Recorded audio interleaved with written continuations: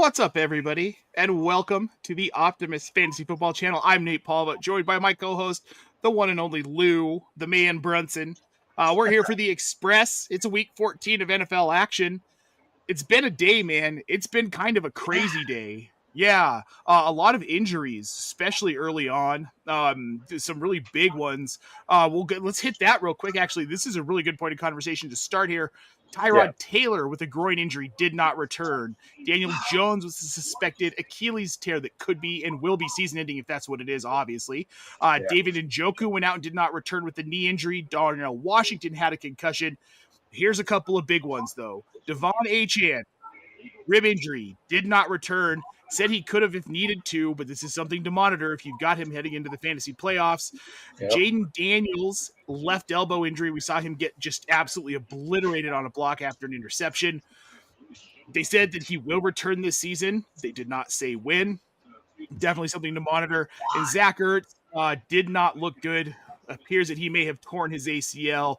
We can probably close the curtain on the Zach Ertz era in the NFL at this point if it is a torn ACL, so he will be done for the year as well. A veteran a lot of people were relying on in the fantasy playoffs or heading into the fantasy playoffs. Like, surprisingly, he's been someone you can start. Yeah, and that would be two Washington Commanders that we might have lost for their career this year due to ACL injuries. It was Austin Eckler back in like week 3, if you remember. And now, Zach Ertz possibly / probably. We don't know. Obviously, this is all speculation. Eckler may come back next year and prove us all wrong because he's Austin freaking Eckler. Sure. But yeah, I mean, these are the painful ones at this time of year when it's like I really don't even know. Can I count on Devon Achane? You don't know. Eckler tore his Achilles, Lou. Achilles, thank you. Well, we've had a rash of these Achilles and ACL injuries this season. Yeah. Some are attributing it to the poor condition of turf in some of these places, but it looks like the players are going to start getting final approval on turf conditions, something that the NFLPA is really pushing for, and I think they should, because I'm tired of this, man. I'm tired of these injuries ending people's careers, ending people's seasons.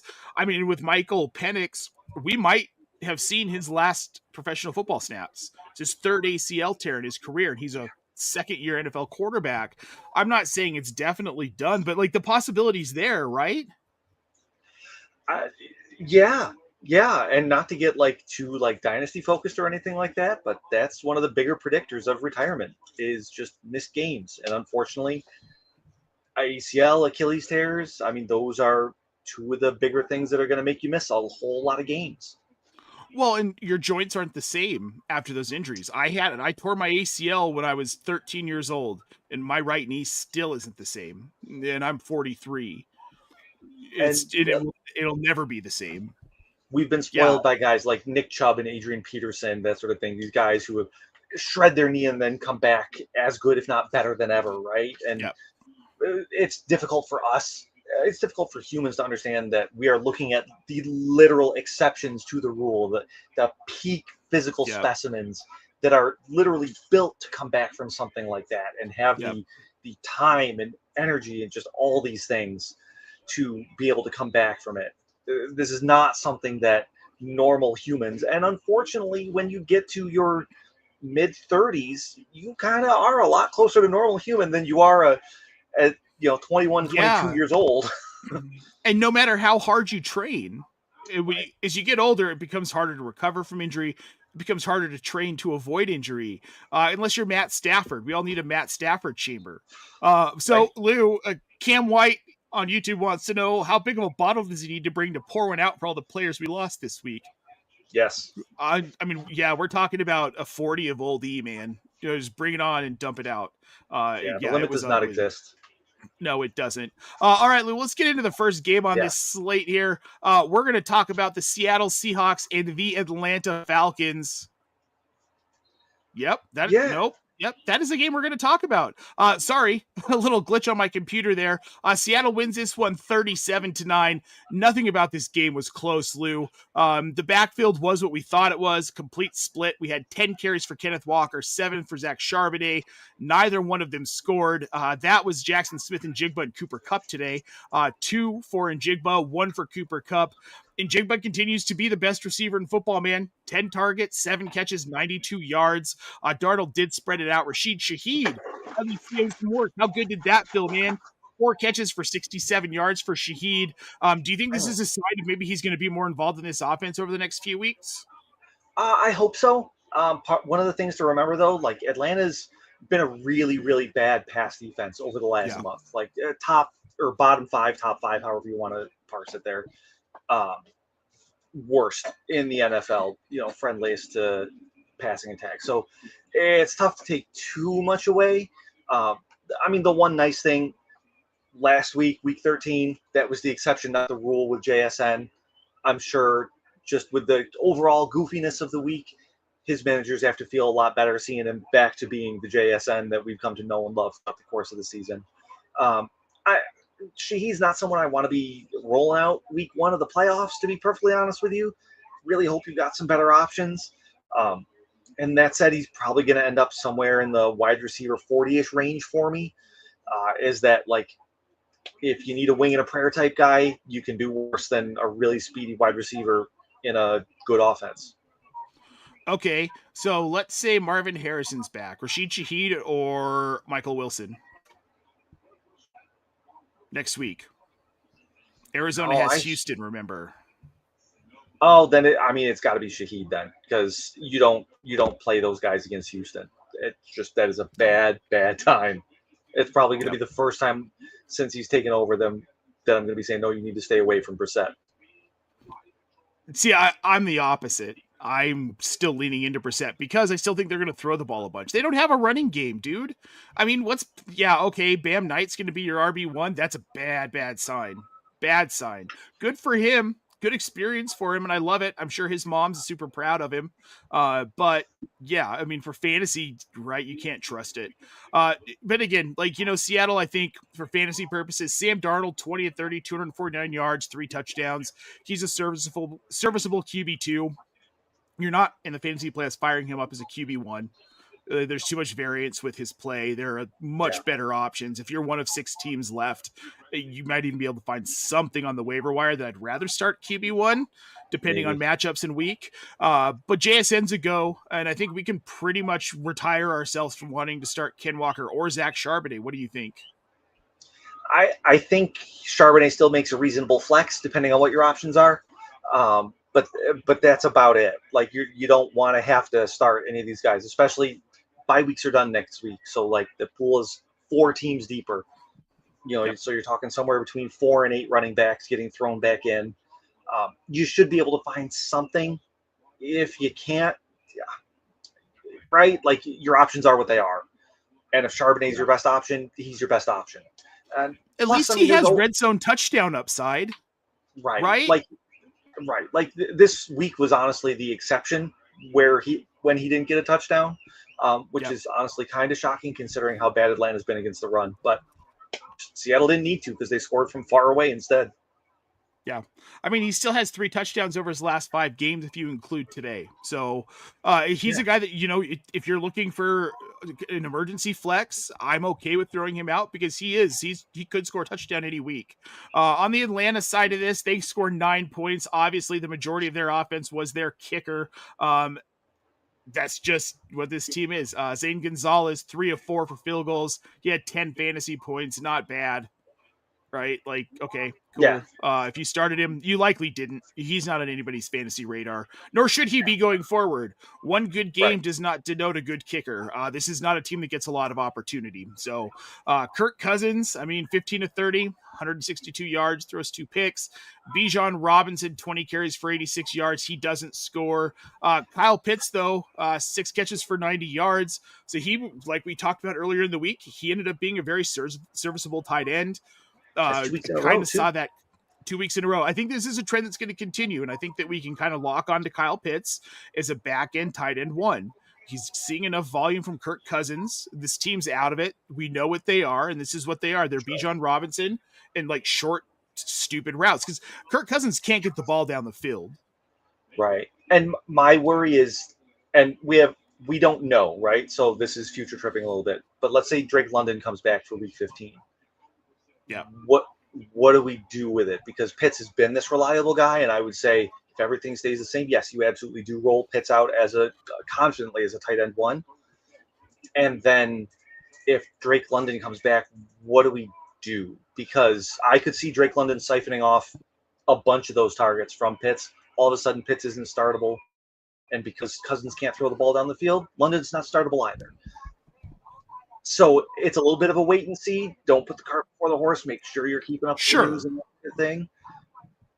And that's all. And that's kind of where I am with it. Me too. You like to see these games from Pitts. He's been fairly reliable this season, oddly enough. But it's because their receiving core's been so beat up. I mean, to be fair, we had Tyler Algier get 2 targets. Dylan Drummond got 5 targets. He was second on the team behind Pitts. Then Darnell Mooney had 1 catch for 6 yards. Atlanta's Bijan Robinson. From a fantasy perspective, maybe Kyle Pitts. If Drake London comes back, I still think you need to start him. Right. Well, you probably do. I think you have to, and understand that he could end up in the Justin Jefferson tier. Yeah. Oh, very easily. Yes. Yeah. And we'll get to Unfortunately. That. We will. Yay. All right. We're going to move on to the next one here. We're going to tackle your Buffalo Bills beating the Cincinnati Bengals 39-34 at Highmark Stadium in Buffalo, New York. Lou, this was a crazy game. It was up and down, all over the place. I wasn't sure. I thought since he had this for a while, Buffalo's defense really turned it on. But then Josh Allen, man, holy crap, dude. 3 touchdowns in the air. He goes 22-28 for 251 yards. He adds 9 carries for 78 yards on a touchdown. He is the QB1 on the week right now, and I expect that to stand through Sunday night and Monday night games. This is a Bills team that you said it best on Blue Sky earlier today. They're a bad defense with a middling offense. But when this middling offense decides to turn on the Jets, holy crap, man. What they can do to teams in a quick hurry is just incredible to me. Well, and part of it was, Cincinnati's still a bad defense. First of all, I mean, great call with Dawson Knox today. I know I poo-pooed it and everything, but, all the Buffalo tight ends did something today between Kincaid, Knox, even Jackson Hawes, our blocking tight end, basically an offensive tackle playing tight end. And, Cincinnati, this is what you do, right? And, Josh Allen, he had that 40-yard rushing touchdown, 40 some odd, whatever it was. That long one, yeah. And it was just, there was nobody out there. I don't understand what that defense was. I think it was probably just a man-to-man defense, and the routes took the guys where they went. And I know I laughed my butt off seeing the DB still chasing the wide receiver down the field while Allen is 20 yards past the line of scrimmage. That was phenomenal. Always a good time. And it wasn't even that the defense played well. It was just that they got a couple of turnovers when it mattered. It really felt like the Tampa Bay game all over again to me, and that I was filled with this sinking dread of, oh God, we can't stop them at all. And then a turnover or 2 happened, and it was just enough. It was just barely enough. Yeah. Well, and what I thought was, so this is interesting, and we're going to have to see how this kind of plays out over the next couple of weeks with Buffalo, but there hasn't been a clear wide receiver 1 on this team, right? We thought, for a minute, hey, it was Keon Coleman. Oh, then, hey, it was Khalil Shakir. And then there was a week where it's could it be Tyrell Shavers? Ooh, this is intriguing. And that's how mixed up the situation has been. But today we had Dawson Knox with 7 targets, Dalton Kincaid with 5 targets, and Jackson Hawes with a target and a touchdown. The tight ends led the way. No receiver had more than 3 targets. I'm sorry. And that was Khalil Shakir, Keon Coleman, both had 3 targets.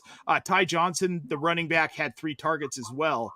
So these tight ends, I mean, I'm not saying that Dawson Knox is a guy that you're hey, I'm going to start him. But if he continues to see some volume in that red zone volume we got used to seeing last season from him that just pissed us off, right? But I'm all for him as a flex in the fantasy playoffs. If you're needing a flex, I would throw him out. I absolutely would not. I know you wouldn't. And a lot of that is well, I know it because of is. I know it is, and I right. get Like that. that's the thing. This is a Cincinnati thing. This is not a normal thing. This is not going to be a normal thing. Uh, Number one, I don't think Joe Brady knows what he's doing. To be Oh no, he perfectly doesn't. honest with you, I don't think he understands what the Buffalo team is. Like the fact that they're still running the same plays in Week 14, having gone through all the trials and tribulations of the year, as they were running Week 2. It hurts me so much. And Josh Allen is masking a lot of these deficiencies in the offense. Sure. I do think that Dalton Kincaid is absolutely the guy that you need to be starting on this Buffalo offense, 100%. aside from James Cook. Aside from Josh Allen, James Cook, because those are yeah, of course. But yeah, it needs to be Dalton Kincaid going forward. He had his usual kind of in and out of the lineup snaps today and that sort of thing, but he moved well and didn't re-injure himself and everything like that. And that's what they need and that's what they want. Like he is the guy that can get open anywhere on any level of the field against any kind of coverage that they try to throw at him. So really, like he's the guy. Oh, I completely look. I agree. I'm not saying start Dawson Knox over Dalton Kincaid. I'm not even saying start Dawson Knox over most anybody. But you know how this goes in the playoffs, right? You get to week 16 or week 17, and you get in these weird situations where you're like, crap, like what do I do here? I've got 3 options on the waiver wire. One of them's Dawson Knox, who's more likely to have an opportunity to score a touchdown. That's what I'm saying, where it's interesting enough to me that they spread volume out so much in this offense. If there's a flyer guy, it's like him, Mike Gesicki, and like Gunnar Helm. And I'd put Gunnar Helm and Mike Gesicki ahead of him. But there's a chance that Knox can score. We've spent way too much time on this. This was just a middling, like, hey, in an emergency type thing. We did not need to go deep on Dawson Knox. And, James Cook, he remains an elite running back, 18 carries for 80 yards. He's a must start every week through the fantasy playoffs. He was a boneheaded mistake away from 2 touchdowns to add to it, too. Yep, exactly. That was the killer. Yeah, and he won't make those mistakes again. This is James Cook we're talking about here. All right, Joe Burrow on the Cincinnati side. Lou, he goes 25 of 36, 284 yards, 4 touchdowns. A typical Joe Burrow day. Chase Brown, 12 carries for 23 yards and a touchdown. A typical Chase Brown day. Not the pop that we thought we were going to get in this game against Buffalo from him. Samaj P. Ryan had 6 carries for 31 yards, 5.2 yards per carry. So he outperformed Chase Brown today. And then T. Higgins, Mike Gesicki, both with 6 receptions. T with 2 touchdowns, Mike Gesicki getting 1. Of course, Mike Gesicki on your bench, more than likely. Not many were starting him. Chase Brown, though, he did get the receiving touchdown. That was good to see, and he had 4 targets. So, Lou, I'm just going to say with the Cincinnati offense, they're exactly who we thought they were. Yeah, exactly. Alarming to not see Jamar Chase more involved, however. Like this was and that was a choice by Cincinnati, which was weird to me because, like, yes, I know there was snow and T. Higgins was able to basically basketball his way, to all those receptions and targets and that sort of thing. But he also very clearly suffered a concussion about halfway through the game and just kept coming back. And you could see him not trust his hands after that point. I don't understand the lack of Jamar Chase, which it's not up to me to understand, but I'm here to help you out. You're not starting Chase. Just understand that weird things like this can happen now, where it wouldn't before. It wouldn't have under Flacco. Right. Well, he still had 8 targets, so there's that, right? And I wonder if it was like coverage scheme. There are a million reasons this could happen, and we'll probably figure it out once we watch the film this week. But for now, like I'm not worried about it. But what I did get out of this is that T. Higgins is someone that you need to be starting every week. If he's healthy, you start him. He's very, very good in this offense, and this is a high passing volume offense. I do worry that maybe the boom we saw from Chase Brown is kind of gone. I do worry about that, especially after what we saw this week. The inefficiency, 12 carries for 23 yards. It's not good. It could just be a blip, but it's something to pay attention to. When Chase Brown was in the game, Buffalo was keying on him. Like they were just absolutely not. They were selling out to stop him and doing literally nothing else. It's part of the reason why T. Higgins was able to do what he did today, because it was just one-on-one out there against the rookie Max Hairston, and Higgins just bullied him. So it was, when Brown was in the game, that was Buffalo's thesis as far as how they were going to play defense. Run blitz, stop the run, we're not going to get gashed, everything like that, which, it happens. And they decided to throw the ball as much as they did, and it worked really well. They led most of the game. They did. That game of the day, and I knew it was going to be the game of the day. I'm not surprised. All right, well, let's move on to one that was not the game of the day, but was surprising nonetheless. The Tennessee Titans beat the Cleveland Browns, lose 31-29. Tennessee moves to 2-11 as the Browns sink to 3-10. Not much of a difference. Two bad teams, both eliminated from playoff contention at this point. We'll start on the Tennessee side here. Cam Ward, 14-28, 117 yards and 2 touchdowns. About what we've seen from the rookie quarterback, not good. Again, something that we've said we needed to see from him, getting his legs going, using his legs more in these games. He did not do that today. He had a total of 2 carries for 4 yards. The rest of the offense mostly suffered, except for Tony Pollard somehow. Lou, explain this to me. Can someone 25 carries for 161 yards and 2 touchdowns against what is supposed to be the best run defense in the NFL? Witchcraft and voodoo is really about all I've got. I don't really understand it. I was not watching this game, I will admit. Tennessee versus Cleveland is not something I want to watch ever, to be perfectly honest with you. Yeah. So I didn't see this game more than the check-ins. And it seemed like a lot of over pursuing in bad angles from the Cleveland defense, more so than like dominating play from the Tennessee offense. And it's going to happen. Like, there was every single time it was, okay, there's a bad angle there, there's a bad angle there, and nobody is left in position to make a play on Tony Pollard. And he's running into the end zone, because that happens. Well, frustrating nonetheless. I think a lot of people have been benching him just because he hasn't been producing. We've seen a shift towards Tyjae Spears, who had 8 carries for 19 yards. Chimere Dike was the only wide receiver who was worth anything in this game. He had 5 catches for 24 yards and a touchdown. Elikeo Manor, 1 catch for a touchdown. I mean, you got 8 fantasy points out of him. If you flexed him, you're kind of okay with that.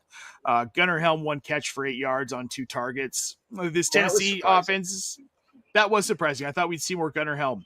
I flexed him in a couple of places, and it burned me. I am now out of playoffs in Kings Classic. Wah, wah. What can you do? But I didn't get relegated, so I'll take that. At least I wasn't bad enough to get relegated. Yeah, I left that for other people who I'm destroying in other leagues today, too. But I digress. Let's move to the more surprising side of this. The Cleveland Browns, despite the loss, there was a lot to take from this. Shedeur Sanders, 23 of 42 for 364 yards and 3 touchdowns. He had 3 carries for 29 yards, and 1 touchdown. Quinshon Judkins had a really pedestrian day on the ground anyway, 14 carries for 26 yards. However, 1 catch for 58 yards. That was a big play for him. But, I mean, Quinshon Judkins, not as impressive as we needed. Probably could have used a little bit more from him today.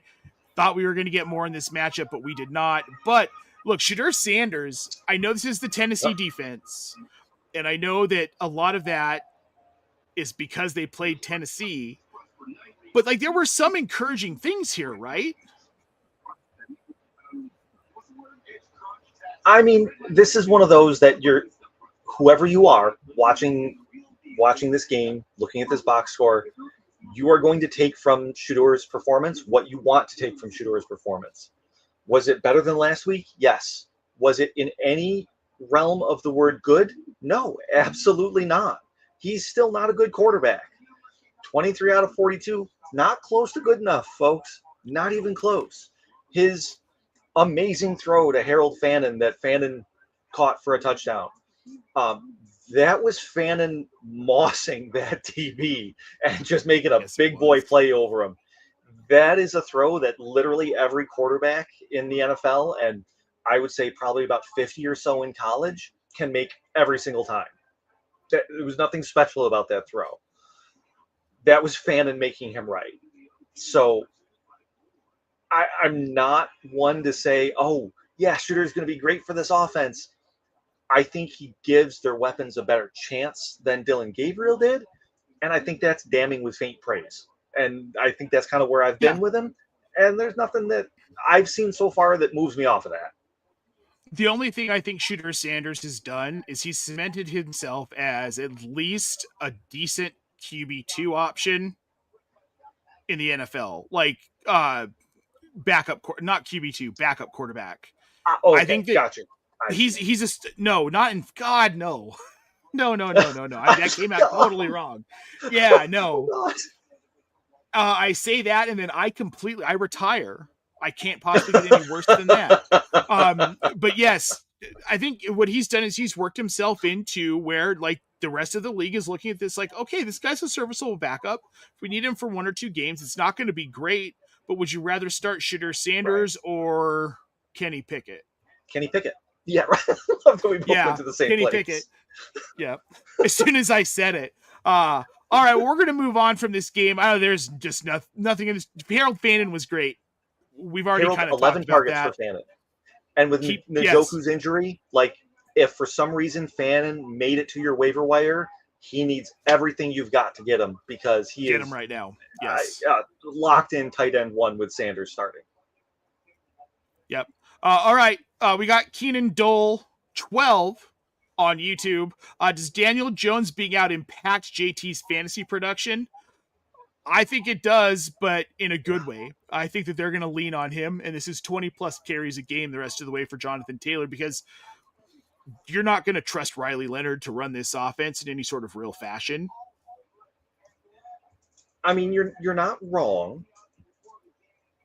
And I mean, like that's what he's been doing though. That's what he's been getting. Like he got 21 carries today and he only managed 71 yards out of it. The problem, if he's going to limit him, it's not going to be a volume sort of thing. It's going to be the offense isn't in position to score and get the touchdowns. It's going to be, you're not going to be able to sustain drives as much. Like if it's Riley Leonard out there, we saw what he is today. He is a late round rookie quarterback and not good. Like the best case scenario for JT at this point might be Anthony Richardson coming back, which is kind of terrifying fantasy wise, like with Richardson being who and what he's been recently. Yeah, I don't love it. You're not starting Jonathan Taylor, and there's kind of nothing you can probably do about it at this point. And it doesn't feel good. Like these are the ones that really suck. Well, because the volume is going to remain, and I do think we'll see him closer to consistently 25 to 28 carries a game, which is gross. But we've seen Jonathan Taylor do that before. It's not good for him, but they're going to do it. But that's the problem, is that the yards per carry is going to suffer, and we're going to see him in the like 70 to 80 yard range without the touchdowns now. That becomes a problem. Volume goes up, efficiency goes down because defenses can key on him. And it hurts Tyler Warren a ton.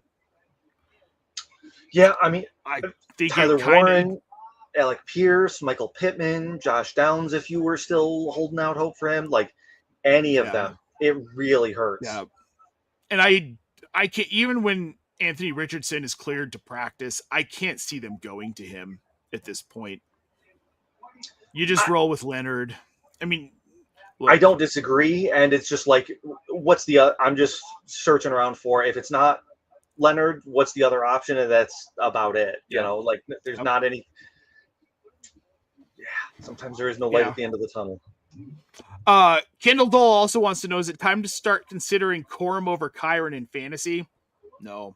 But it is time to start considering that Blake Corum might have standalone value and not just handcuff value, like I kind of talked about earlier in the week a couple times, and in my article on OptimusFantasy.com.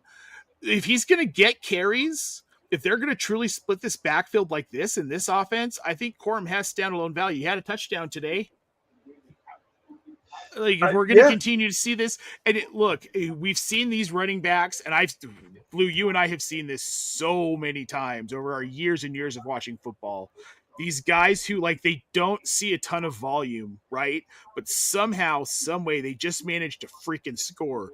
Jamal Williams a couple years ago. That dude was not a bell cow whatsoever, but he had 14 touchdowns because they just fed him the ball in the red zone. Blake Corum's starting to feel like that. And yes, Carly is correcting us, of course, 2 touchdowns for Blake Corum today. Yeah. But yeah, and that's what I'm saying. Like 12 carries for 128 yards today against Arizona. And yeah, it was a blowout, which he ended up seeing more work because of that. They kind of limited Kyron, but he has still had 13 carries. This is what this offense can do, though. And that's why I like Blake Corum, because this is just a high-power offense. It is. My thing is, I agree with the thesis for today's matchup, right? Like, yes, absolutely. The Rams are in a class way above the Cardinals. They've got the Lions and the Seahawks coming up as their next 2 games, and they're both top 10 against opposing running backs. I'm a lot more hesitant to say you should roll out Corum in those matchups. Falcons week 17, yeah, I'm on board there. It's a lot tougher to think you should roll them out when you're talking about the number 1 and number 7 against them. That's tough. Yes, offenses like the Rams tend to make me feel like I don't care about matchups as much for any player because they just kind of do what they want. But in this offense, it applies more to Puka, I suppose, because Puka and Matthew Stafford are going to exert their will on you. It doesn't matter if you put, I don't know, the ghost of Darrell Revis and Champ Bailey on him in double coverage. Puka Nacua is still going to find a way to make the catch. He's a generational player, his position. And I will say that because he really, truly is a generational player at wide receiver. I've been watching football for 35 years, Lou. Have you ever seen anything like Puka? Yeah, he reminds me of, and this is kind of odd because it's a cross between 2 teammates, like the physical prowess and body of Anquan Bolden and the hands and catching style of Larry Fitzgerald. In that, like he's got that toughness, almost like a linebacker playing wide receiver, like Anquan Bolden was. And then the catches that he's able to make with his hands, if it's anywhere in his catching vicinity, aside from that one really silly drop that he had today that didn't matter at all because the Rams did what they did to the Cardinals, he's going to catch it. The balls that you're like, there's no way he comes. Oh my God, he caught it. And he does it 2 to 3 times a game. Like it's not right. And that's the sort of thing that Larry Fitzgerald did all throughout his career. And we're seeing both of these guys wrapped up into one with Puka. And like the one limiting factor with Puka is because he plays like Anquan Bolden, but isn't built like a linebacker the way Bolden was. He gets dinged up and misses some games here and there. And loses half a game here, half a game there, that sort of thing, which is just, it's a shame, but it's also what makes him him. Yep. All right, well, we're going to move on. We're going to move on to this game. The Vikings and the Commanders. Minnesota shuts out the Commanders 31-0 today in Minnesota. Look, Lou, we got to eat it on this one. We recommended the Commanders defense a lot. It felt like a really good start. But then we lose Jaden Daniels. He goes 9-20 before getting injured. He did not look like himself. Throws 1 interception, 78 yards. We got Mariota for the rest of the way, 2 of 4 for 30 yards and an interception. Chris Rodriguez, only 10 carries, 52 yards. Bill Krosky-Merritt behind him, 7 carries for 32 yards. Terry McLaurin and Deebo Samuel led the team in targets, 6 apiece. Zach Ertz injured. Obviously, we talked about that. Look, Washington's in a bad spot now. And that's all. They got destroyed by a Minnesota team that had no business really keeping up with them. We both thought that Washington would walk away with this one. And the thing of it was that it was very clearly the Minnesota defense that was the reason that they won. Not to take anything away from J.J. McCarthy, and we'll get to him in a minute, but like it was that Minnesota defense that really wrecked Washington more than anything. I was thinking because we've seen Washington perform against other good defense like Denver last week, even though it wasn't pretty, it still worked. I thought we'd see something similar this week, and it just did not happen at all. No. Yeah. So not a lot to talk about on the Washington side. Let's move over to the Minnesota side. This is interesting. Look, they only asked JJ McCarthy to throw it 23 times today, but he completed 16 of 23, 163 yards and 3 touchdowns, QBR of 75.3, and a passer rating of 129.2. Pretty much his best game of the season. Unfortunately, and what did Justin Jefferson do? Yeah, 2 catches for 11 yards, did not have a touchdown, only saw 4 targets. Jordan Addison leads the team in targets with 7, 4 catches for 62 yards. Aaron Jones had a day, man. 14 carries for 76 yards, decent for fantasy if you flexed him. Jordan Mason, 11 carries for 52 yards and a touchdown. Outside of that, this was a boring game with a lot of points on one side. What, you didn't start Josh Oliver today and his 2 touchdowns? That was the thing, I should have. It was the tight end. Josh Oliver with 2, TJ Hawkinson with the 1. And that's a problem. Like that's a problem. If this is going to be, and part of it is the Washington defense, right? Like you touched on, they're terrible. It kind of gave me pause to my anybody against Minnesota thing today, but you got to have some horses apparently, because I mean Washington just clearly does not. I'm a little concerned as to how much McCarthy not only targeted the tight ends, but like effectively targeted them. They were still those short passes like we talked about before. McCarthy's real bad down the field accuracy wise. He didn't really show any differently today. He was just able to keep everything short because he didn't have to go down the field because they were winning the whole time. Right. I mean, today was the Michigan JJ McCarthy, right? Never in a hole. They played good defense. They ran the ball well. They were always up, and he could pepper the tight ends. I mean, that's Michigan JJ McCarthy right there in a nutshell. Yeah. He's not going to be that lucky rest away. Dallas, the Giants, Detroit, Green Bay in week 18. I mean, Dallas's defense even has gotten better. I would put them above the Commanders. I would put the Giants defense definitely, especially their pass rushers, above the Commanders. Detroit's and their defense is bad enough that it's like, but yes. Yeah. McCarthy doesn't have a great road. If you're looking at like, oh, should I roster McCarthy? No, do not roster JJ McCarthy. This was an aberration against a really bad defense that we gave way too much credit for being competent against a bad quarterback. They weren't. Spoiler alert, not great, Bob. All right, let's move on, man. This game was ugly, so we're gonna move on to the Dolphins and the Jets. Miami wins this game 34-10 today. We lost Tyrod Taylor early. He goes 1 for 4 for 6 yards and an interception. We get Brady Cook the rest of the way. I didn't know he was in the NFL. I kind of did. 14 of 30 for 163 yards and 2 interceptions. Breece Hall, 14 carries for 43 yards. Isaiah Davis tossed in 2 carries for 22. Mason Taylor, their leading receiver, 5 catches for 51. We saw John Mechie with 4 catches for 34. Our boy Adonai Mitchell, he only gets the 1 catch, Lou. Real bummer here. 24 yards on 6 targets. Like, this Jets offense is bad. If Tyrod Taylor misses any significant amount of time, you can forget about starting any of these guys, including Breece Hall. I mean, a starting running back is one that it's tough to overlook. And you're probably right. If there's no Tyrod, I don't see how you roll Breece Hall out. And it's as simple as that, right? Like I don't know. Yeah. I don't know how you do it. I want to say, okay, well, maybe in this situation or that situation. Not in the playoffs. Not in the fantasy playoffs. You can't. No.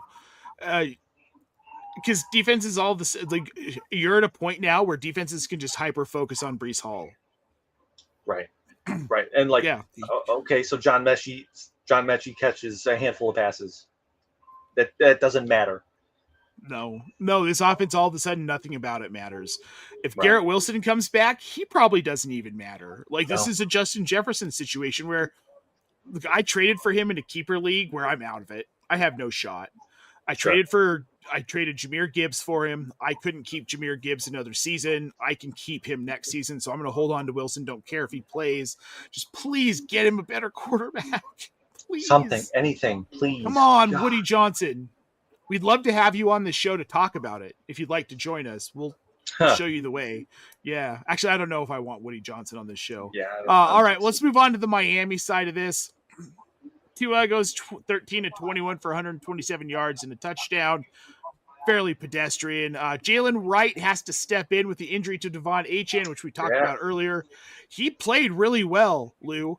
24 carries for 107 yards and a touchdown. Achane, before he went out, had 7 carries for 92 yards and a touchdown. Jalen Waddle had a carry for 21 yards. Then Ollie Gordon, who, I thought was going to see most of the volume when he went down, 5 carries for 17 yards and a touchdown. On the receivers side of this, we had 5 catches for Jalen Waddle for 50 yards and a touchdown. Greg Dulcich was the second leading receiver with 3 catches for 41 yards. Waller rounds it out with 1 catch for 13. If Achane misses time moving forward, is Jalen Wright the guy? I think we saw the thesis today, right? Yep. Achane missed time. Ollie Gordon's role didn't change. He was the complementary back to the starter, which was Jalen Wright today. I think that's the way that we have to go. Now, if you missed it earlier, Mike McDaniels did say that Achane could have come back in if the score was different. Obviously, this was a blowout from kind of the word go. The Jets never looked competitive in this game. They were down 2 scores halfway through the first quarter.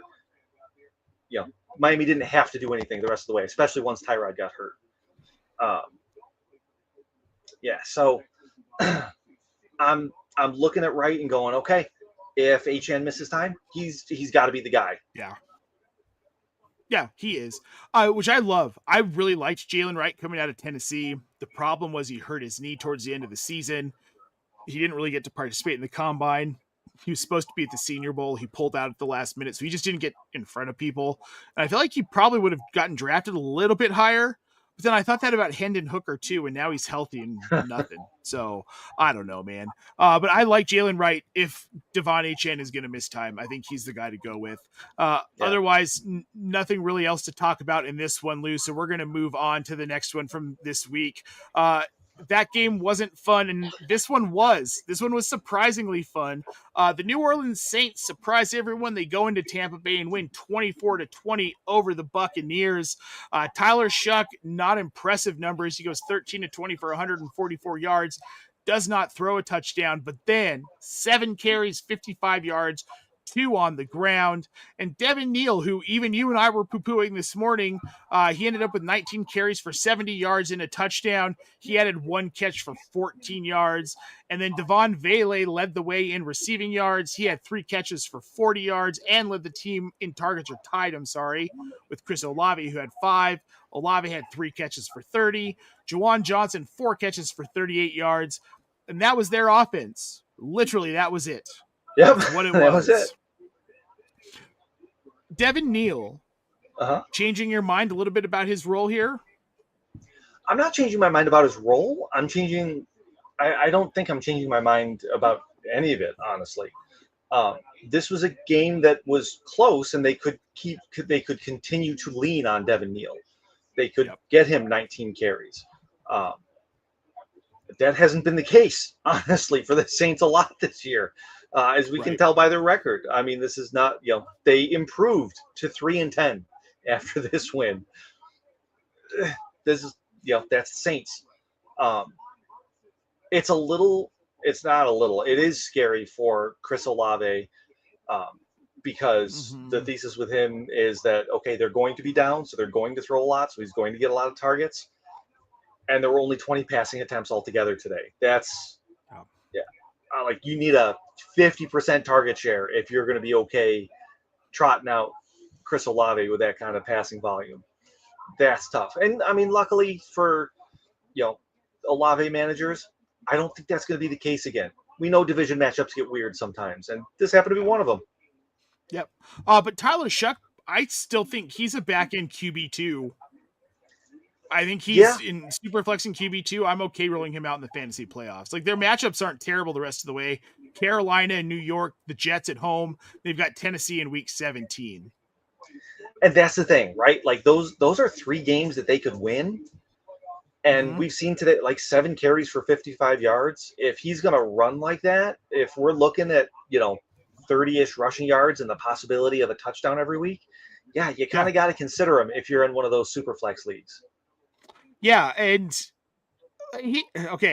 2 straight weeks with 20 plus fantasy points for Shuck. Not bad. And given the matchups we have coming, and now, week 13 was against Miami. Right. All right. And, that's the thing. None of these matchups are scary, though. Like, not a single one of them. They're not. No, not one of them. So, yeah, Shuck's a consideration for me for sure. Down the Tampa Bay side, Baker Mayfield, he's just not right, Lou. He's not right. 14 to 30 for 122 yards, 1 touchdown, 1 interception. We got some Bucky Irving today, but not as much as we wanted. He pretty much split carries with Rachaad White. 15 for Irving, 11 for White. They both were right around 55 yards. Neither scored a touchdown. That was Sean Tucker, Lou, who got 7 carries for 29 yards. On the receiving side, Bucky Irving does get 2 receptions for 26 yards. He scores the lone receiving touchdown. Chris Godwin, 5 catches for 55 yards. Emeka Egbuka, despite leading the team in targets with 9, he had 2 catches for 15 yards. Yeah, this Tampa Bay offense they're in a doldrum. Baker Mayfield isn't healthy. It shows in how this offense is operating. Tampa Bay has slipped. They lost to the Saints. This is bad news all around. I'm at a point now where I am benching Emeka Egbuka in a lot of leagues. I didn't really draft him in a position to where I had to start him. It's been a luxury that he's been playing so well. So I've got him on the bench in a lot of places. Chris Godwin, I'll start him, but you have to have tempered expectations with these Tampa Bay guys right now. Even Bucky Irving, though I think he's the most valuable of that core at this moment. Yeah, I mean, he definitely is because he gets work in both the passing and the running game.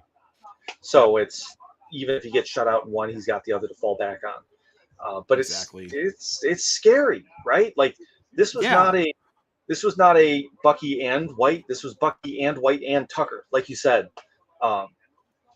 What was that? 33 carries, and Bucky only got 15 of them.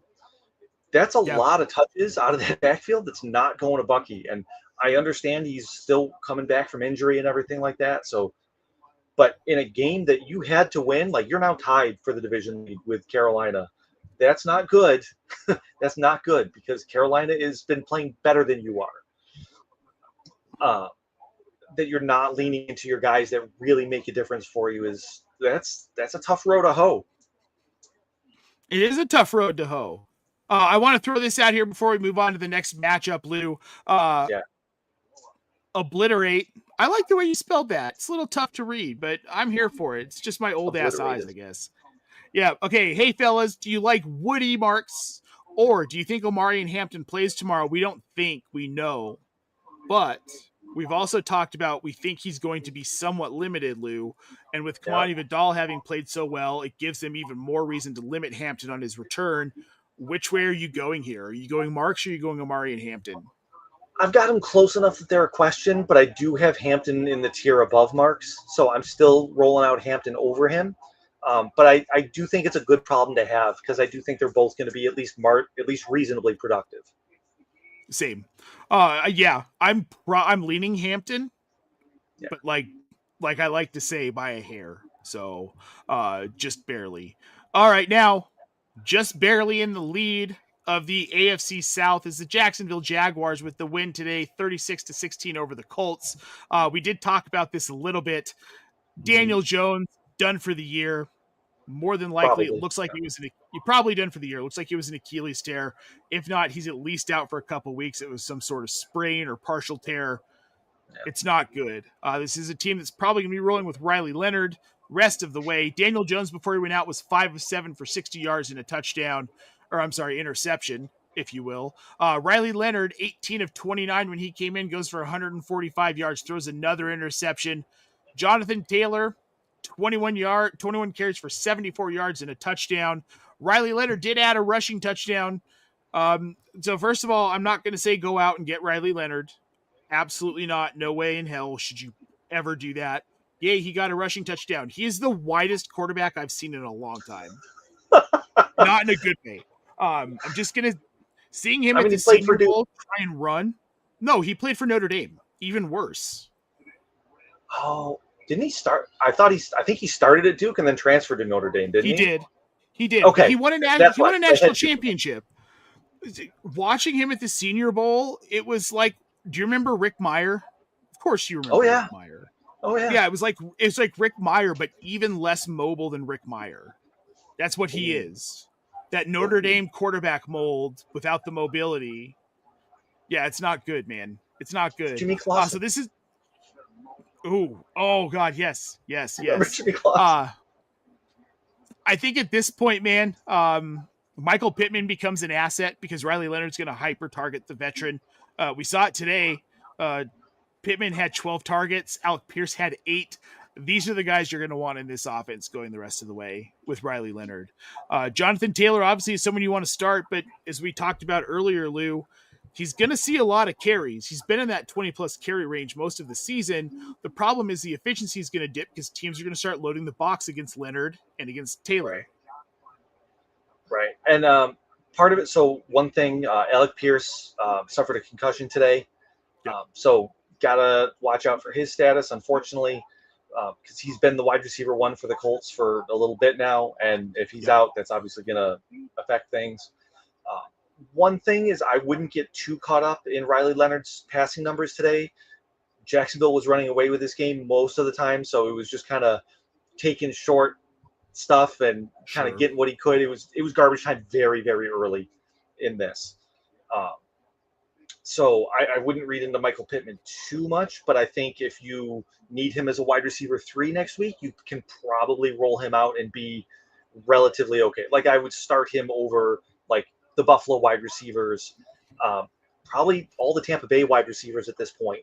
Like that's kind of where I am, with both of those squads. So like he's in. I don't feel confident in him, but he's not useless either. Well, we've got Seattle, San Francisco, and Jacksonville over the next 3 weeks. So those are your fantasy playoff matchups. They're not awful. And this is a decent offense. If they can get Riley Leonard to do the basic things right, I think they'll be okay. We might learn that that's all they were getting Daniel Jones to do, and he just happened to be able to run as well. So it'll be interesting to see how this all plays out. I think it hurts Tyler Warren. Tyler Warren, 6 targets, 2 catches for 15 yards today. So obviously it hurt Tyler Warren. I want to get to this one real quick here. On Black Tip over on Twitch. OD Black Tip. Don't know how you feel about kickers, but I need Fairbairn to get me 4 points and I make the playoffs.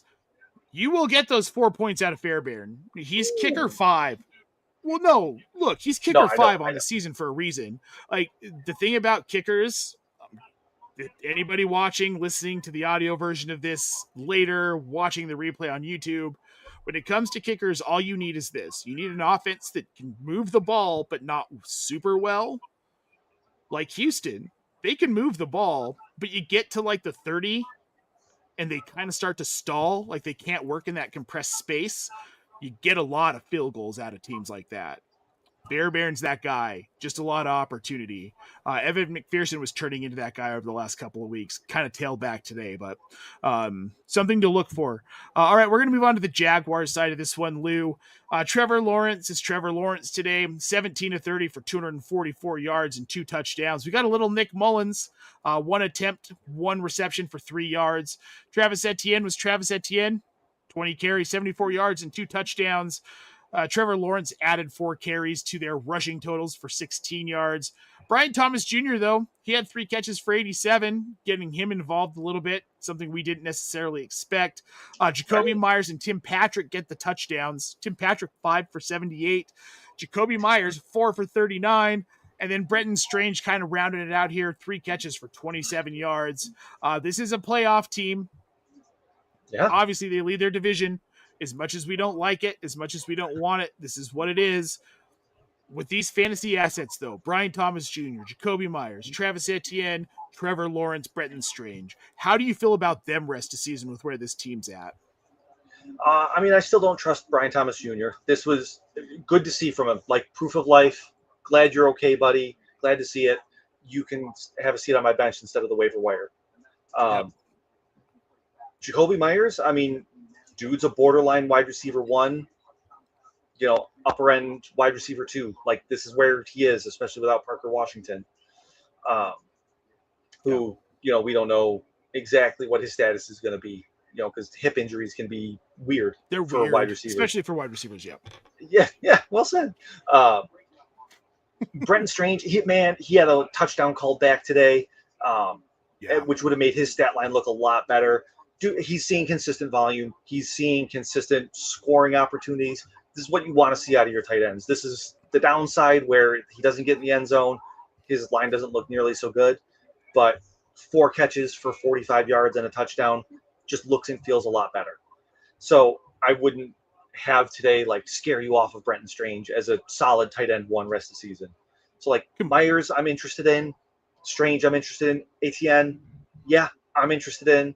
I don't trust him, but there's not many running backs I do trust at this point outside of the top 8. Yeah. So, yeah, Etienne is in that kind of next bunching of running backs, and he's going to stay there. Yeah, he is. Tim Patrick, if Parker Washington misses time, do you think this continues? I mean, obviously there has to be something lacking in this receiving core for Patrick to see volume. He had 6 targets today. It's his most of the season. He had seen 1 target a game basically every game up until week 7. And then he saw 4 targets in week 11, 4 targets in week 12, 1 target last week. He had the touchdown in week 11, which made everybody remember he existed. But yeah, this doesn't continue. And even if Parker Washington continues to be hurt, I still don't think this continues. This was an anomaly in this game only today. Probably a script thing. I'd roll him out against the Jets next week if it came down to it, because it's the Jets. We're looking at schedules at this point, right? And it's that's all I'm doing. So Jets, Broncos, Colts. I'm not starting them against the Broncos. I'm not starting them against the Colts again. But I would, depending on what my options were, I'd be okay with starting him out in that wide receiver 3 flex if I'm desperate kind of place. I'm benching Justin Jefferson, my first round pick, and I made the playoffs somehow, sort of thing. Yeah. Sure. Yeah. All right.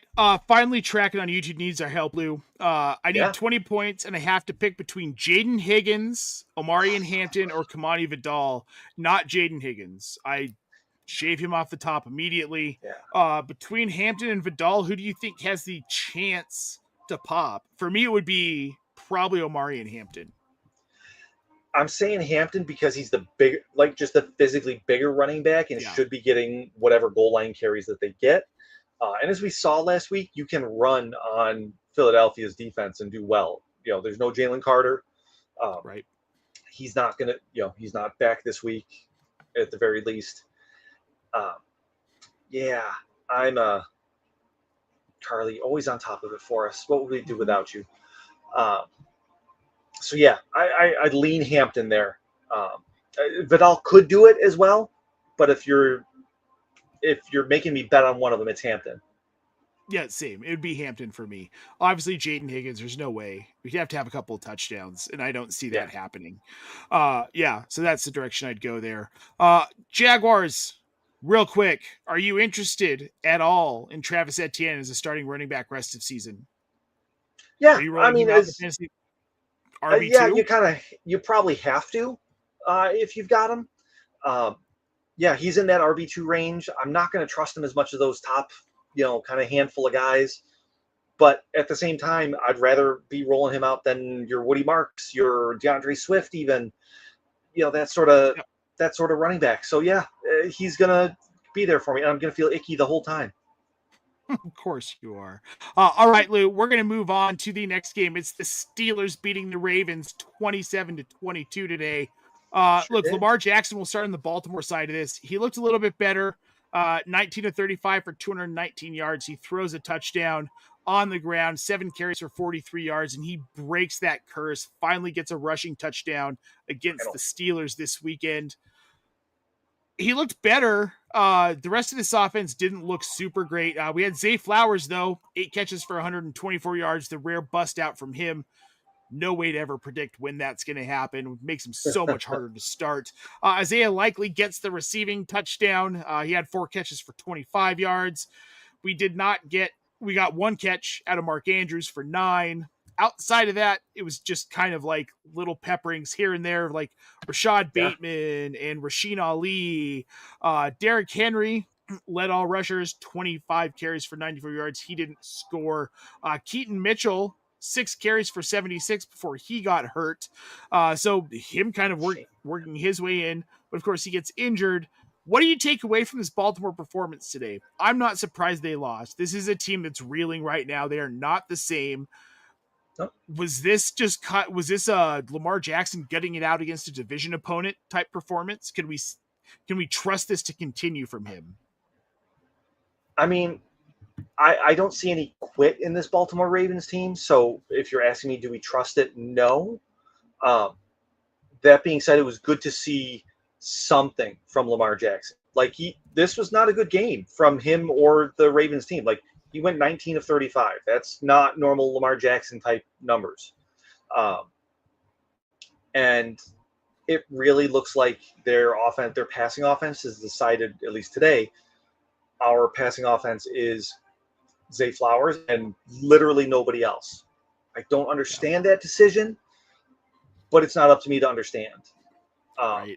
Missing Keaton Mitchell hurts them now. Like he had a knee injury from today. He's been working his way back from a devastating knee injury. If this is anything related to that or something else similar to that, that's a real bummer because he is one of the few explosive elements in this offense that kind of gets some routine work.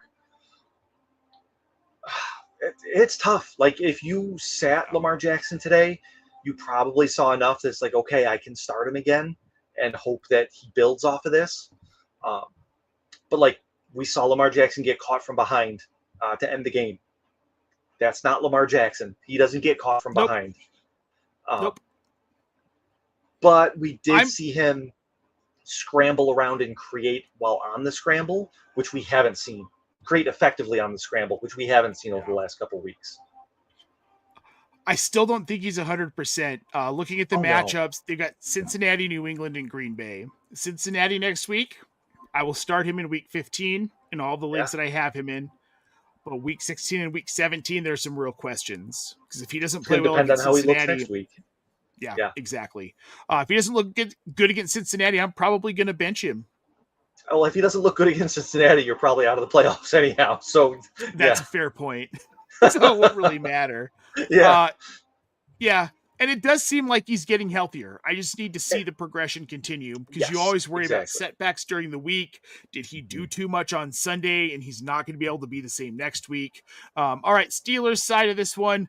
Look, I take nothing from the Pittsburgh Steelers any given week. Arthur Smith's their offensive coordinator. Aaron Rodgers is their quarterback.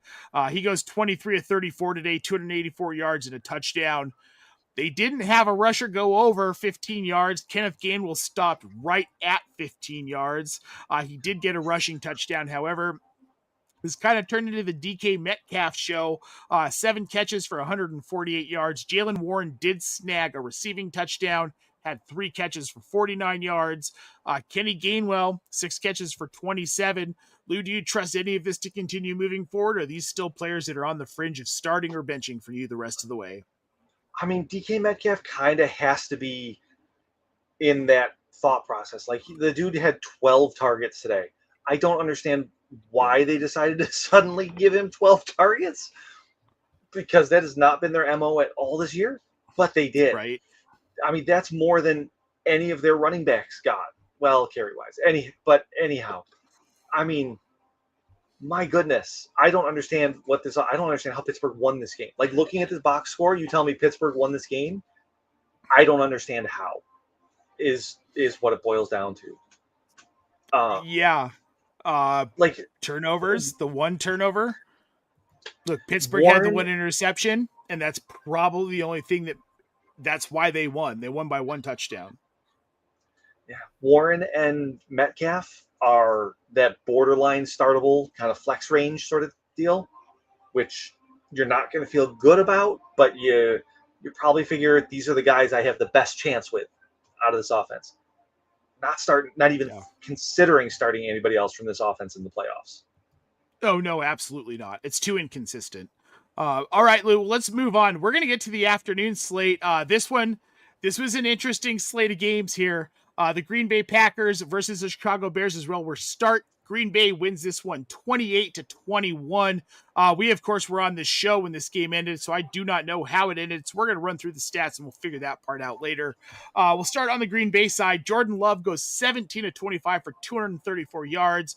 Logs 3 touchdowns, 2 of those to Christian Watson, who we talked about earlier today, and 1 to my guy, Bo Melton, the first rookie profile I ever wrote for Fantasy Pros. He was never supposed to turn into anything, but here we are. I'm glad we get to talk about him. His brother Max is a really good cornerback as well.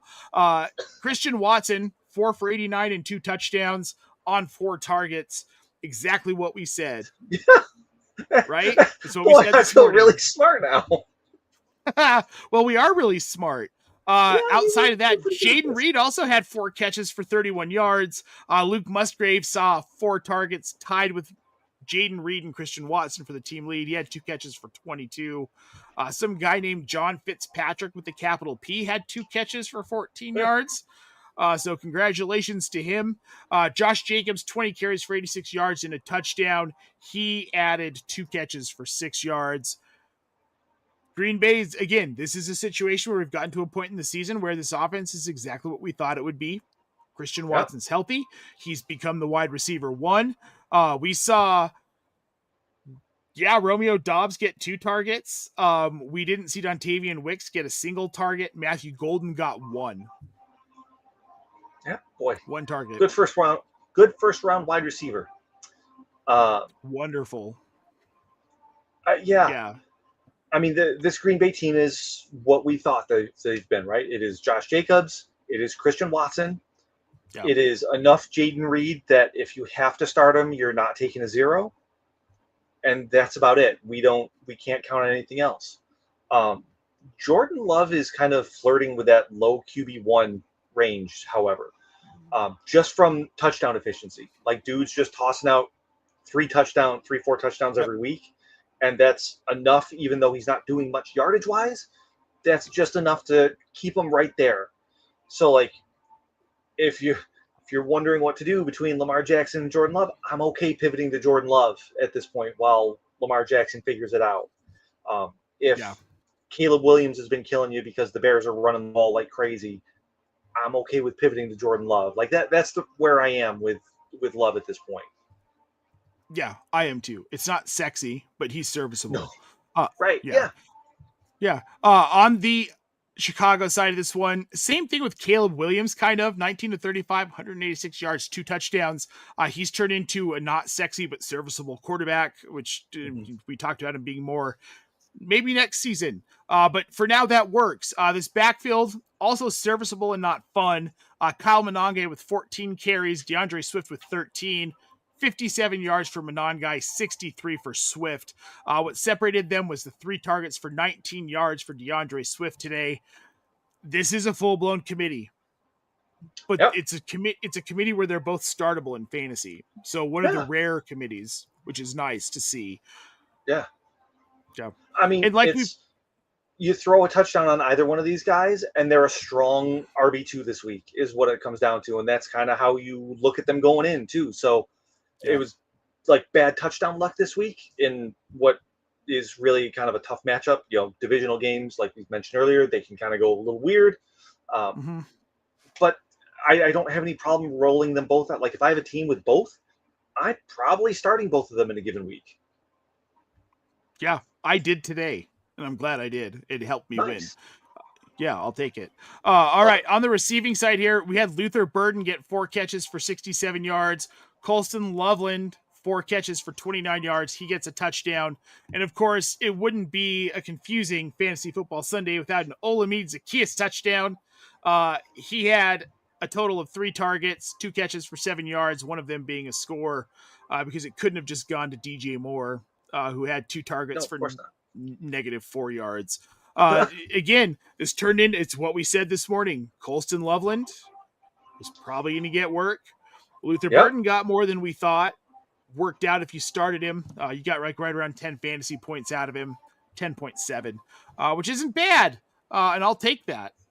Right. The thing with today was that, like, role-wise, Zacchaeus just was dropped into the Adunze role.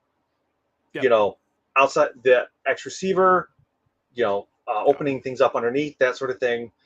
Obviously, the targets didn't come from it, so the production didn't come from it. And, yeah, Loveland got a little bit more work. Love to see it. And Burden ended up kind of getting a little bit more, but the thing with Burden was his role didn't change. It just, the ball ended up finding a little bit more today was all, which, you know, is going to happen sometimes when you are a very talented rookie in a good offense with a good offensive coordinator. Yep. Oh, no, 1,000%. We're not gonna trust to see a bunch of Luther Burden moving forward. Like, this isn't gonna happen every week. Now we're gonna move on to the Rams and the Cardinals. This one was a blowout. Rams winning this game 45-17 in Arizona. I had a feeling this was going to happen after getting embarrassed by Carolina this week. I'm pretty sure it pissed Matt Stafford off. And all he did was go 22 of 31 for 281 yards, 3 touchdowns. Of course, Puka Nacua leads the team in targets and catches, 11 targets, 7 catches, 167 yards and 2 touchdowns. Colby Parkinson, tight end, I think needs to be in the conversation as we get into the fantasy playoffs.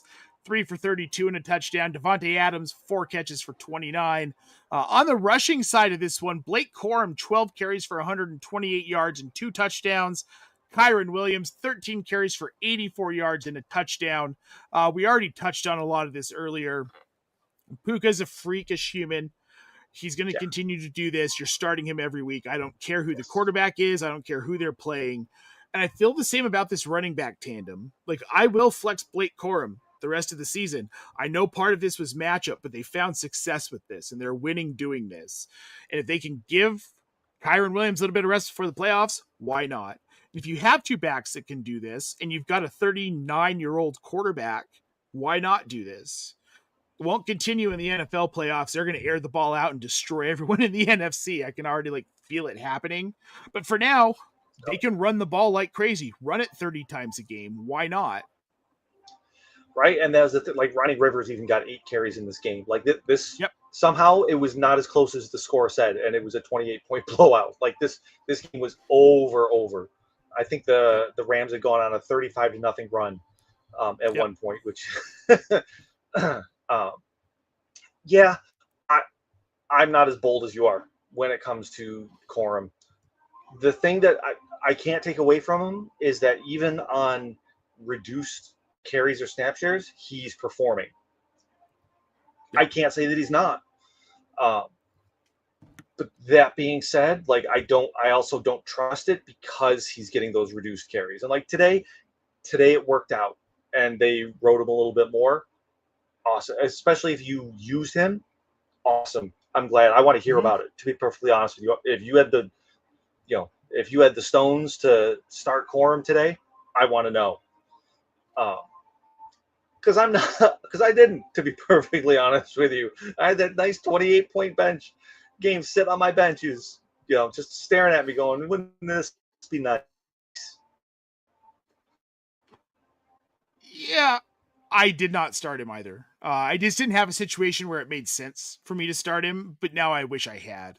All right, let's move on to the Arizona side of this one. Jacoby Brissett did exactly what we thought he'd do. He threw the ball 44 times. Success, 25 completions, 271 yards. And like clockwork, Brissett gets 2 touchdowns. He did carry the ball 4 times for 22 yards. And then the RB1, Bam Knight, who we did talk a little bit about this morning, 7 carries for 16 yards, 3 catches for 18 yards. This Arizona offense isn't good. Michael Wilson, 11 catches, 142 yards, and 2 touchdowns. Trey McBride, 5 catches for 58 yards. Outside of that, nobody did anything else. Look, I moved Michael Wilson up to, I think, wide receiver 8 this morning, right before kickoff.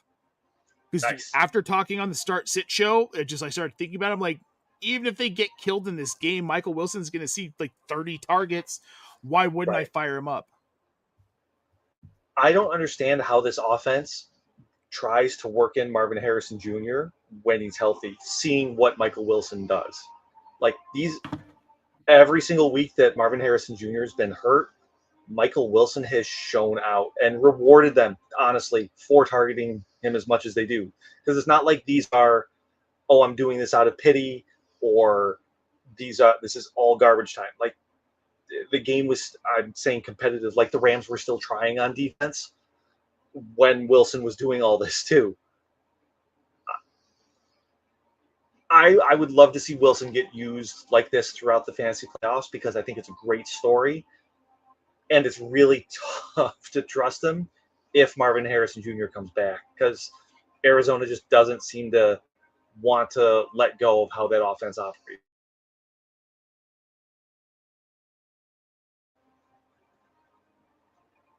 Either I'm frozen or Nate's frozen.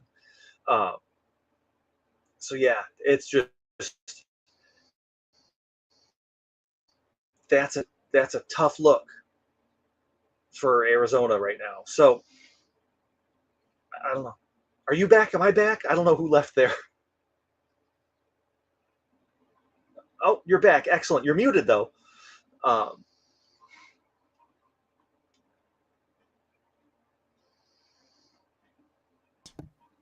Oh boy. Are we unmuted?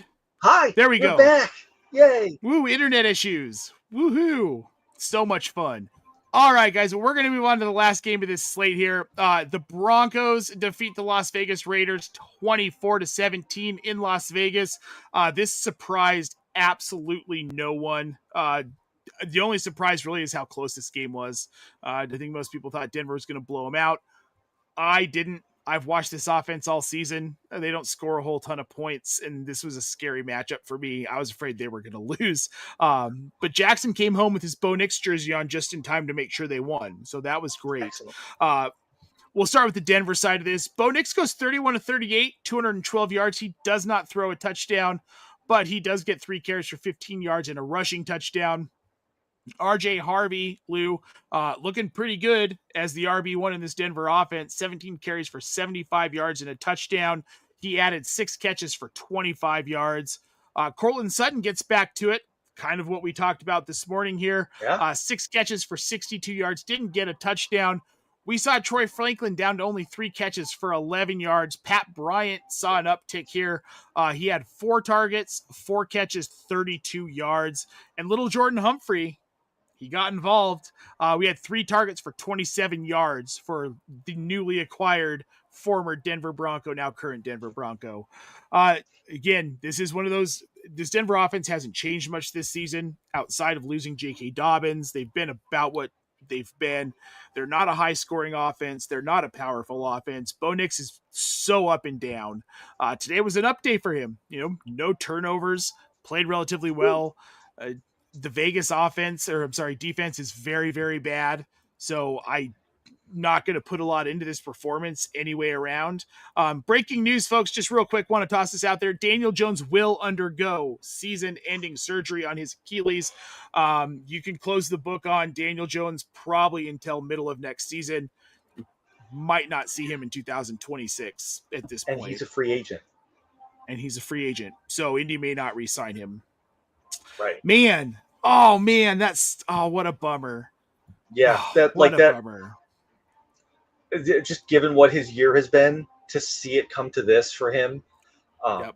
I hope it's not the end for him. But that sucks. That sucks. This is the downside of football. Brutal injuries. Well, it's a very physical sport. These things happen. It sucks, but it's part of the game. Non-contact injury and everything. It's so I know. I know. All right, well, we're gonna move on to the Vegas side of this here and get you guys out of here for the rest of this Sunday night game. There's nothing to really talk about here. Jack Besh led the team in targets and receptions. He had 6 catches for 50 yards.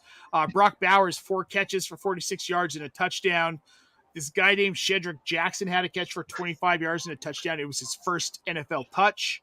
First target, first catch, first score, all on one play. Really knocked it out. There was a guy Daniel Nagy, something, for the Red Sox. his very first career at bat, he hit a walk-off grand slam at Fenway Park. Hey, good for him.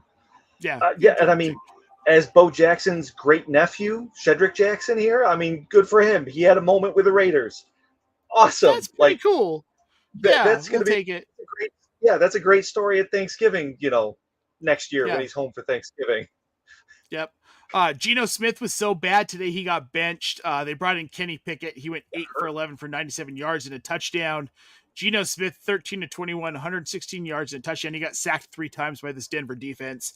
I think my big takeaway from this game is I don't trust either one of these teams outside of Brock Bowers in fantasy whatsoever. I'm interested in Cortland Sutton just because, 10 targets. Yeah. I mean, look, the wide receiver options outside of the top, 15, it's rough, man. It's real rough. If you're telling me you can give me 10 targets, I'm probably interested no matter what. So, from that perspective, as far as high-end fantasy has it, no, absolutely not. But, yeah. Flex, I'm sure. Right. I'm with you. You're starting Brock Bowers. You're probably starting Genty. If you're in the playoffs, you're probably starting Genty because you have to. But if you have even a similar option, you can bench him. It's okay. It is better for him to blow up on your bench than it is for you to get eliminated because you started him. And that's kind of where I am with the Raiders at this point. Maybe Jack Besh is kind of okay, but we don't have enough on it to feel good about rolling him out next week. No, we don't. You don't have enough outside of Brock Bowers. You don't have enough information on any of these guys. You don't want to start them. Jack Besh could be a cool story rest of season, but if he does it next week and we see that he's continuing to get this massive target share, think about it. But remember, guys, this is the playoffs. You're going for a championship.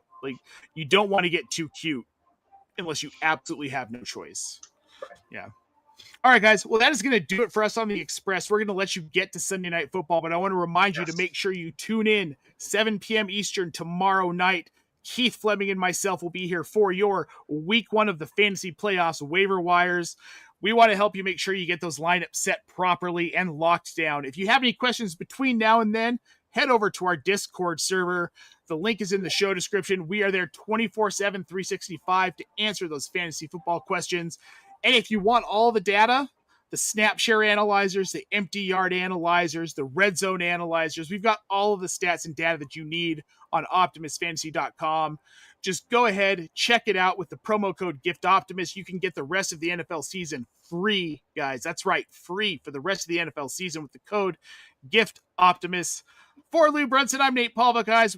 Have a great Sunday night. I will see you tomorrow. Adios.